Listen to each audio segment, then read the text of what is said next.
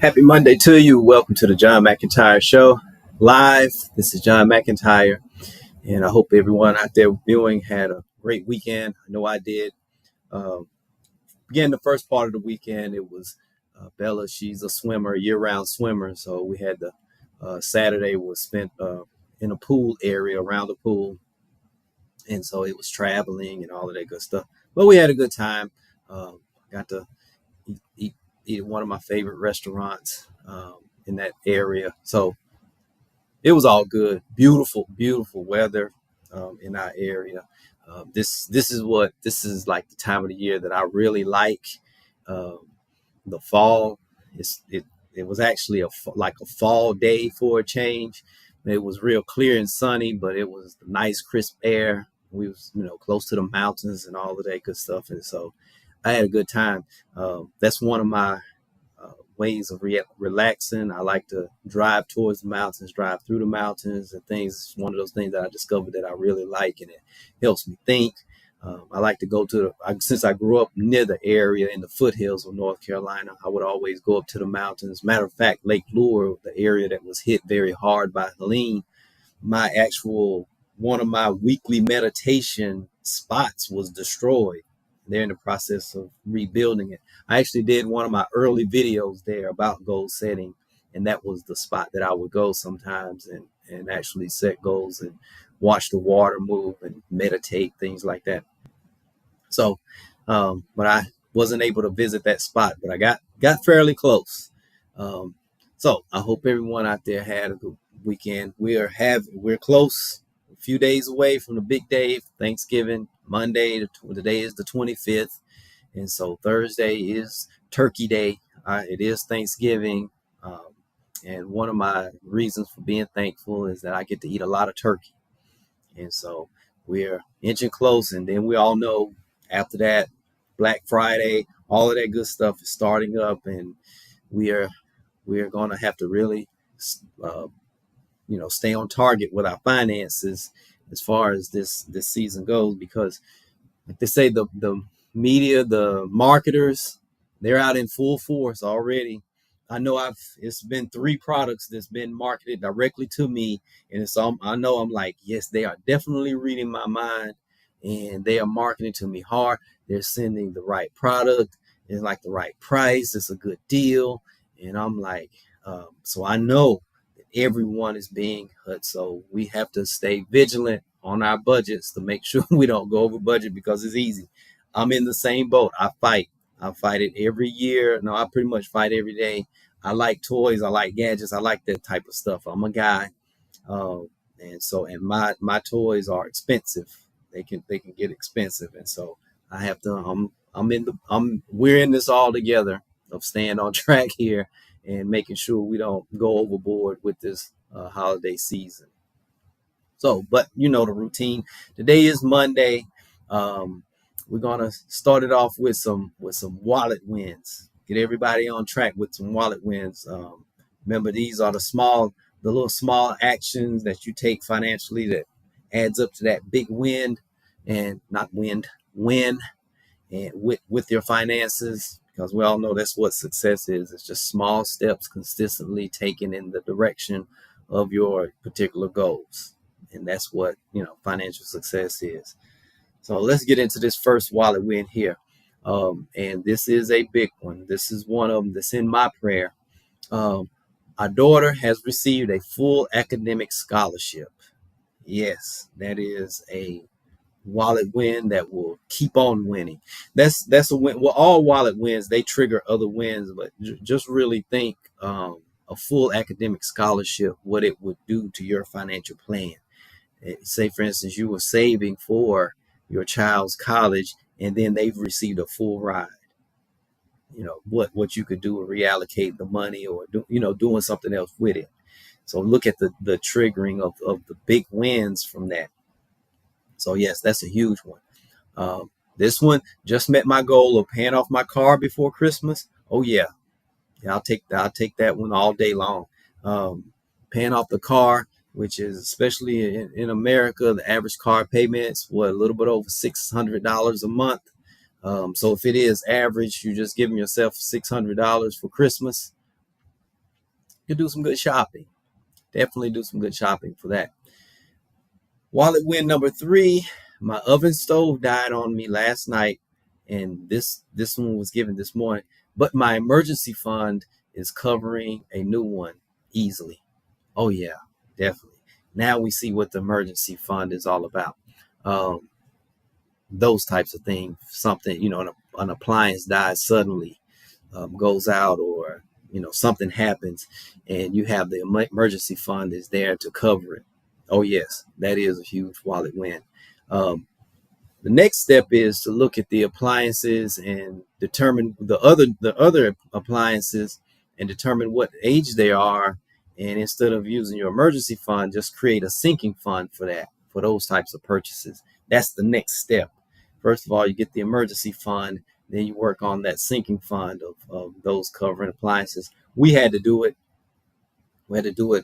right back. What? No, not this past summer. Summer before last, right before the summer, we kind of knew it was about time for the whole heating and air system needed to be replaced. We knew it was time, and so we had the sinking fund in place to take care of it.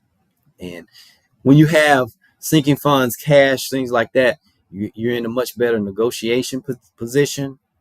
And so we saved almost 25, yes, a little bit over 25%, because we were prepared. And we not been prepared, when some people are. Sometimes they have to go the debt route and things like that, have it financed. And you can do some negotiation, but still nothing talks like cash. Cash still talks. It still rules.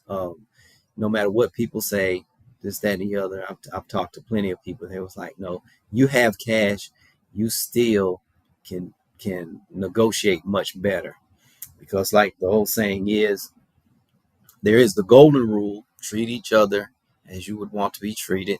Then there is the rule of gold: he who has the gold makes rules. So there you go.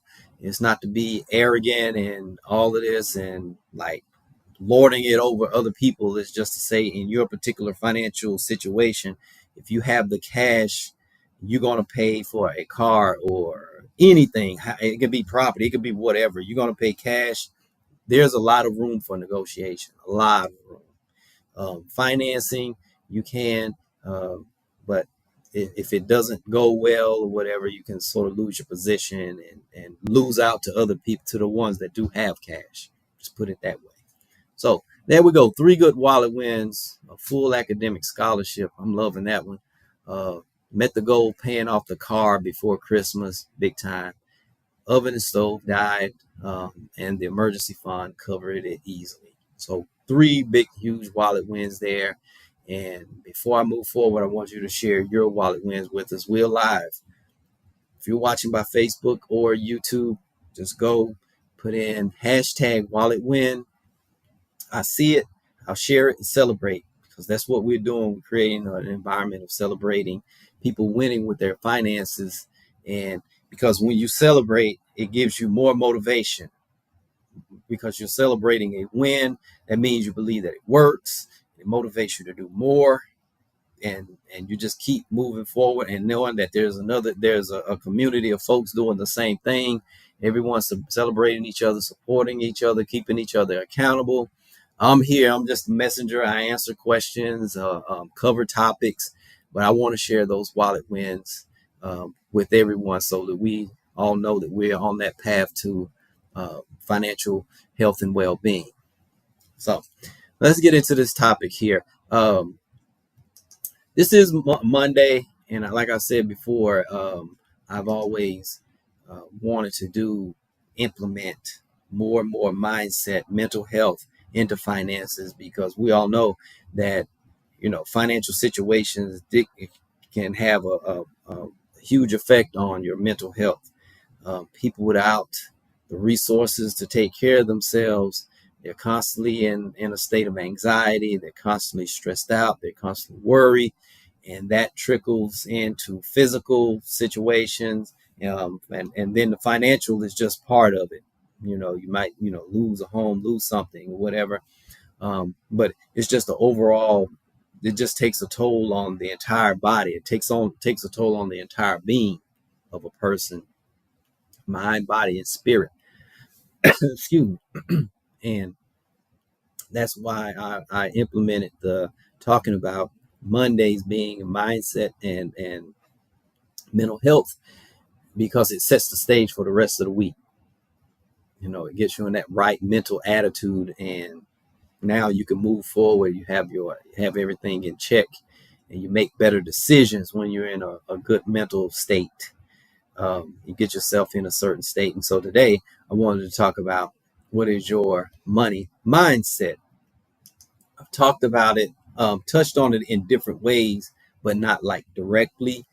And like I said earlier, money, it plays a central role in our lives. It affects not only our financial well-being, but also our emotional and mental health.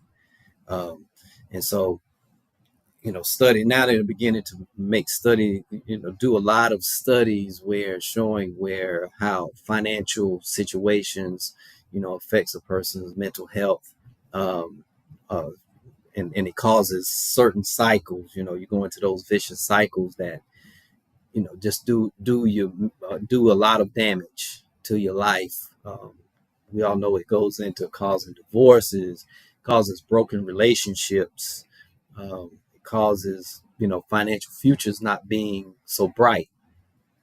And so, just keeping it in mind of understanding the mindset today is, I just want to cover two. There's the two extremes of the mindset, and with all of those areas in the middle, but I cover the two extremes. Um, but first, we have to really understand what our money mindset is. And basically what our money mindset is, it's you know you, it's how you feel about money, how you think about it, um, and just how you operate with money, what causes you to do what you do with money. Um, and the foundation of our financial money mindset, it is shaped by, quite a few factors: your upbringing, cultural influences, past experiences, and I mentioned the early beliefs and your thoughts and feelings. But as you can see, it's an intricate web of what makes up your mindset. It's like a mindset in everything. How do you think and feel about it? Where did you get it? Where did you get the mindset? How what decisions do you make in that mindset? Things like that. We have to keep all of that in context, because these factors, they combine to create a set of attitudes and beliefs about money that guides our financial decisions. This is your mindset is what guides your financial decisions. When I'm talking to someone come to me because the first thing, most of the time, everyone thinks that when they talk to someone about finance, first thing someone wants to know is, how much money do you have? How much money do you have, and what do you want to do with the money? Whereas me, I was trained in a school of understanding. I want to understand the person first. The person is handling the money, the investor. Because you all know me, I say we're all born investors, and so I focus on the investor first, because it's like something. It's like people that's raising children. Um, Focus on the child and help them make the right decisions, give them the proper training. They'll pretty much take care of the rest of life. You'll just be there sort of like a guide, but they'll be healthy and they can make those correct decisions. Well, I want to know, when we're talking finances, I want to know what your beliefs are, your thoughts and feelings, your attitude about money and everything, because if you're having a problem, it's coming from the mindset. Your behaviors, everyone say, uh, money, financial success is 80%, 20% math and 80% behaviors. Well, the 80% comes from the mindset. The behaviors comes out of mindset. And so that's what I like to talk about. Um, and as I mentioned earlier, there's two mindsets, and then you have parts, just, you know, like certain types of it. subtypes of each of the two. So, you move from here and then you move in this way, or it might be over here and it's moving that way. And so the mindset is not a cut and dry type thing. It's usually a blend. First mindset, I know people have probably heard it, scarcity mindset. Scarcity mindset um, is very common, and it's the extreme of the negative money mindset. People with that mindset, they often feel that there's never enough money around, and the well, let me say this: they worry about running out of money, and even if they have a comfortable income. And I say that to say, because a scarcity mindset is not an amount of money. I know some wealthy people with scarcity mindsets. There's a reason why they're wealthy, because they just don't feel like there's ever enough money, that they have to, that the world isn't abundant, and they have to get it while they can get it, because there's a limited amount of abundance. And so they have to keep giving, and they're always in they're always in sort of like this anxiety or fear mode, no matter how much money they have. I know millionaires with a scarcity mindset. They maybe created a product, or they provide a great service. Um, and I see it a lot, even in financial services, real estate, financial services. They're very excellent with helping people with their money, and yet they have problems with their own money. And they have the integrity and everything. They are trusted, but their scarcity mindset, for some odd reason, has them thinking that money that person has, they're worth that money, but they're not worthy of money. The advisor may not be worthy of that amount of money. And I know it sounds crazy and weird, but I know quite a few of them. They have clients ranting and raving, paying them high fees, everything. They have this, and they're barely holding on a day-to-day basis. We see, I've seen it a lot. And there's a lot of people out here, entrepreneurs, highly paid executives, professionals. Like I say, I had one of my first episodes of this, working with someone, was a guy he saw back when I was first starting the show. And I was like, he had made partner in his law firm early. He was like the youngest to make it, to become partner. And he he was already making a good income. He went from like $90,000 a year up to over almost $300,000. And when we talked, he was like a paycheck away, like 1 month away from losing everything. And once we talked, and I sort of picked up, I was like, you're worth the money that you receive. And it was almost like a light bulb went off on him. He was like, I never looked at it that way. He was constantly giving money. He was taking care of his family, his parents. He came from poverty, and he was taking care of family, and he was trying to take care of friends, and he was buying stuff here left and right to prove that he was something. And I was like, you don't need all of this, really, because you work a lot. You're partnering in a law firm, so you're working that upwards of 100 hours a week. So you don't need to be you don't need all this other stuff, because other people are enjoying it, and you're footing the bill. And he took care of it, and he worked on his mindset, and got into the belief that he changed the belief that there'll always be enough, and that he's worth the money that he's receiving. Or I was like, you're worth it, or you wouldn't be receiving it. They wouldn't have made you partner. They wouldn't be paying you this if you wasn't worth it. And so, and as you can see, that was part of the scarcity mindset, with some low self-esteem issues, his self-image and everything like that. And I was like, so, you need to remember, you're no longer this poor kid growing up with just one pair of pants and a pair of shoes that has to last the entire school year, things like that, and one meal a day, or 2 meals at the most if you eat at school, things like this. You can buy all that you would ever want. You're in like the top 1% of income earners in America now. And that shift helped him. And he shifted out of that scarcity mindset, and we went over and got him over to number 2, which is other end of the spectrum. He slowly worked his way, got more balance, and got over to the abundance mindset, which is the other one. You have scarcity mindset or poverty mindset, then you have the abundant mindset. And the abundant mindset is, like I said, it's the opposite end. And, the abundant mindset, people in that mindset believe that there are an abundance of opportunities and resources. And personally, that was something that I had to work with, because early in my career, I felt like I had to grab every opportunity. And someone showed me that, you don't need every opportunity, because here's what's happening. You're succeeding in an area, and because you're succeeding, people are going to bring opportunities, and you can't say yes to all of them, because some of them just won't fit into the picture. You need to pick and choose. And my mentor, Hayes Moore, and a couple of other guys, David Taylor, these guys, David Allen, who really was instrumental in me coming back to television, late David Allen, great guy. He's the one that really worked me through that. He said, 10 opportunities come your way, you might say yes to maybe one of them, is because the opportunity that you have is fine enough. It's enough.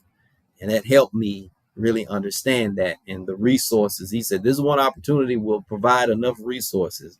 And just so happened, that's the way it happened, and things like that. And so my scarcity type mindset came in the form of like opportunities. Like, if I don't take the advantage of these opportunities, I won't receive any more. Which was, no, opportunities are constantly. I mean, every day, 2 or 3 different opportunities are being presented to me. I see them, and I've gotten comfortable with saying no, and saying, well, that's not for me. But I know people that the opportunity was worked for. They have the abundant mindset. I send it to them, and they're like, oh yes, this is perfect for me. They call me, this opportunity, I think it'd be good for you, things like that.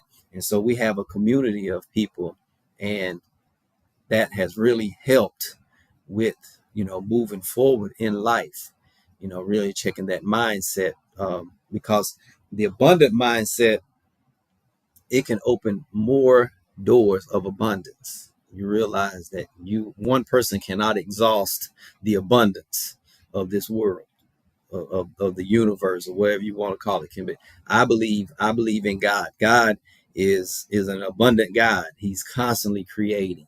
And for every person put on earth, there's an opportunity for that person, or opportunities. And it's our job to maximize the ones that's for us, say no to the ones that's not, and just believe that we'll always be taken care of. That's the abundant mindset. And to identify, so your homework, I guess, for lack of better term, is to identify your mindset. And if it needs to be altered, alter it.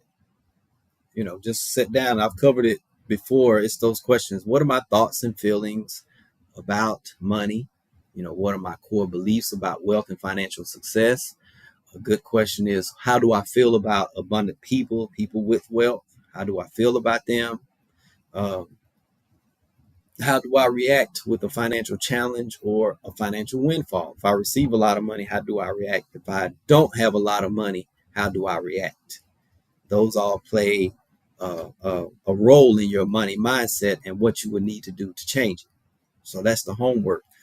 Well, like I say, I'm gonna end it there, because we could talk all day. We could talk weeks about money mindset, and I love the fact that the mental health field, psychology, psychiatry, counseling, all of those, they're really beginning to study and run, tests and research on how people's person's financial situation will affect them mentally, and physically, their mental health, and how their mental health affects their finances. That person who may be going into early stages of dementia or something like that, they begin making different financial decisions. They begin writing checks and forgetting about it, giving money that they don't have, saying yes to everything. I'm glad that there are researchers now, and the medical field has accepted it, that that it is a thing now. It really is a thing, and it has a lot of value to be researched. And so I want to make sure to do my part on Mondays, covering those, what the findings are. And so I wanted to make sure and just stress that. And right now we're in the holiday season, shopping season. Um, it affects some people mental health positively, some people not so positive, and it could, this time of the year could really make or break a person's financial future. And so I'll be covering more next week. Like I say, I'm gonna end it here. I'll be back tomorrow, uh, covering more topics for you, covering more financial topics. But like I said, send in your questions, your comments, share those wallet wins. If it's time to sit down and talk to someone, you want to schedule an appointment with us, our contact information is on the screen.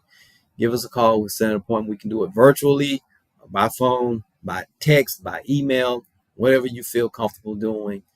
We can take care of it and make sure and get you on target financially. So I hope that the information was useful. If it was, share it, like it, subscribe. I'll see you tomorrow, same time, same channels. We'll talk.